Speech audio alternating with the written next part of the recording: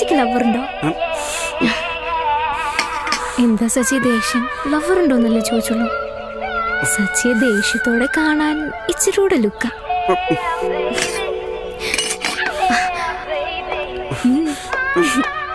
എന്താ സച്ചി? നീ കൂടെ വന്ന് വാ, ഞാൻ സച്ചിയോട് സംസാരിക്കട്ടെ. നടക്ക് നടക്ക്.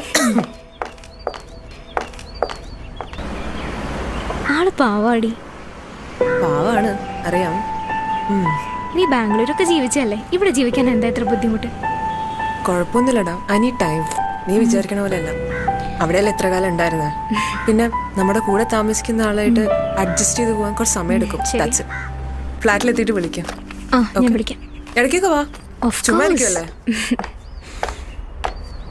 ബൈ സച്ചി. ചുമ്മാതാടി. നിന്റെ ഒരു കാര്യം.